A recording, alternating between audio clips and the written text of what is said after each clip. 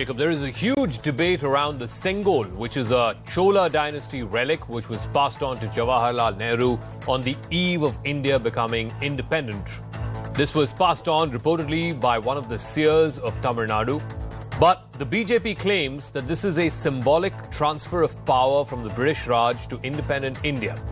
But that this Sengol was then relinquished to a museum in later years. There are some people who even claim that this was used as some kind of walking stick by Nehru.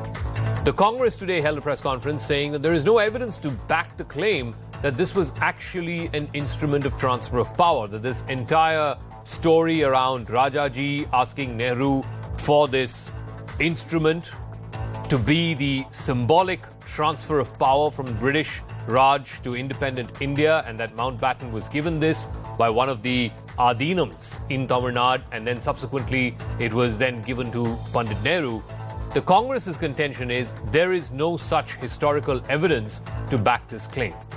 The question is, A, where does the truth lie? And B, more importantly, will this become the point of contention between the opposition and the government, in addition to what we are seeing over the inauguration of this new parliament building, where the opposition's contention is it's the president, as the custodian of both houses, who should have been inaugurating the new parliament complex. The government, of course, begs to differ.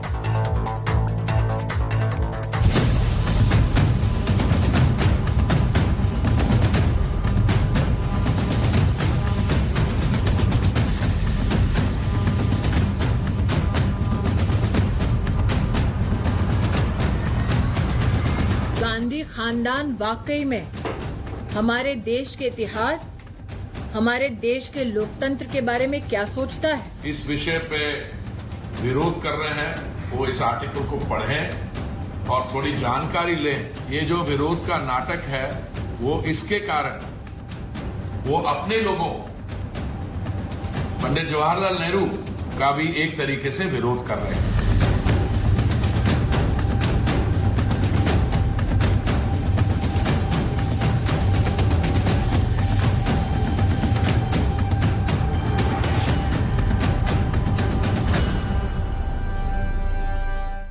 All right, on the talking point this evening, Sanju Verma, national spokesperson of the BJP, joining us. Ashpreet Kadyal is spokesperson of the Congress Party. R. Rajagopalan, senior journalist, and Riju Dutta, spokesperson of the TMC, joining us. Ashpreet Kadyal, the point that the BJP is making is they believe there was historical evidence to suggest that one of the Adinams of Tamil Nadu used this Sengol as an instrument of transfer of power, symbolically, if you will, from the British Raj to independent India, that it was given to Mountbatten, and then from Mountbatten it was taken back, and then from him, that Adinam, it was then passed on to Pandit Nehru. The contention that the BJP is making is that this Sengol was then later neglected. It was in the dustbins of history. It was kept in some museum in Allahabad, and some even alleging that Nehru used it as some kind of a walking stick.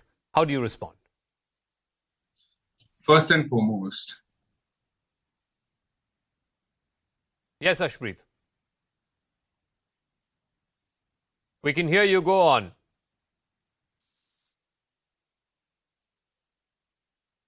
Ashpreet, we can hear you. Go on. I'm listening to you.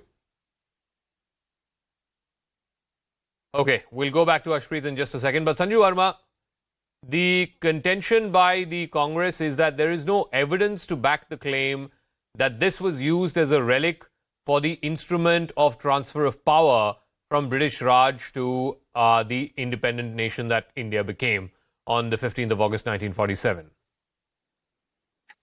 You know, Zaka, first and foremost, there's a policy document, and section 24 of this policy document dated financial year 2021-22 released by the DMK government and endorsed by the Congress. And let's not forget, DMK and Congress have been allies for quite some time now.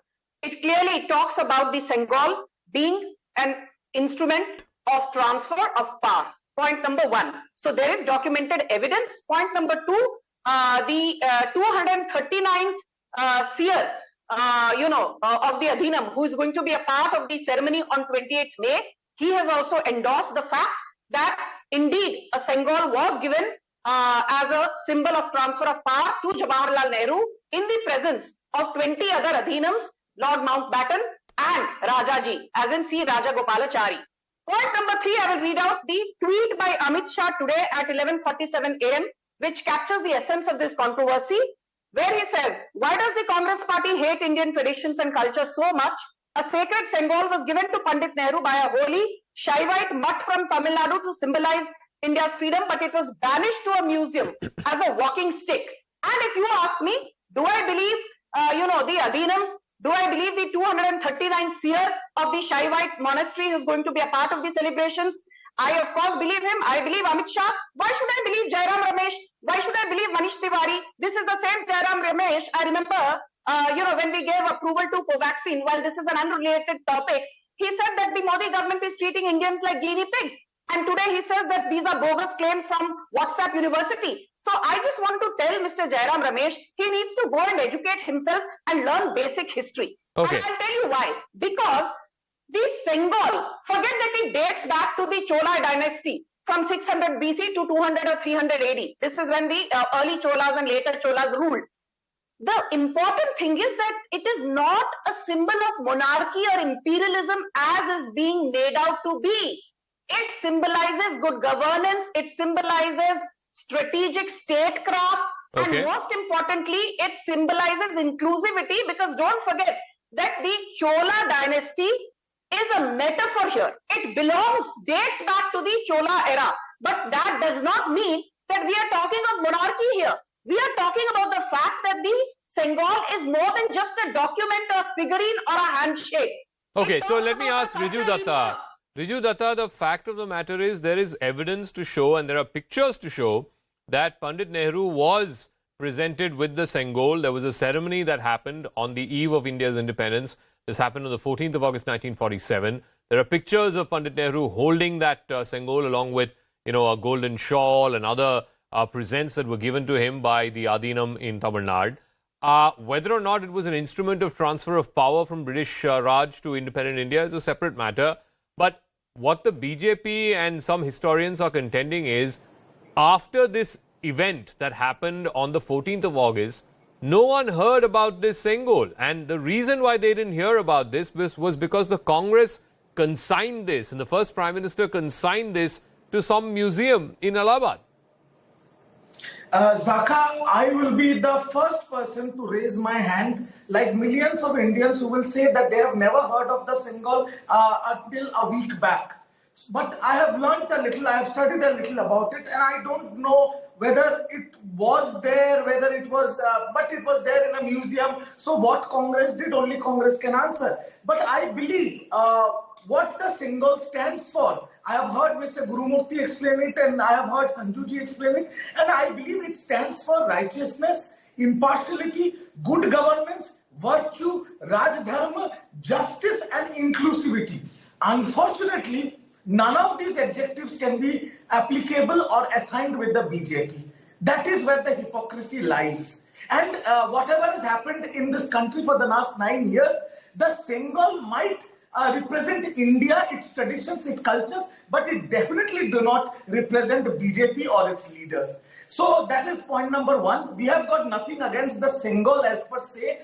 But another thing I just wanted to discuss is that when this represents the southern part of India, this does not even represent only the Cholas, it represents the rich tradition of South India per se. But installing it in India to represent the rich heritage and culture of South India, well and fine. But if it is being installed in the parliament because BJP and PM Modi wants to show its newfound love for the people of South India, they have already shut their door on the BJP. So there are a lot of political questions that needs to be answered. Okay, so let me ask.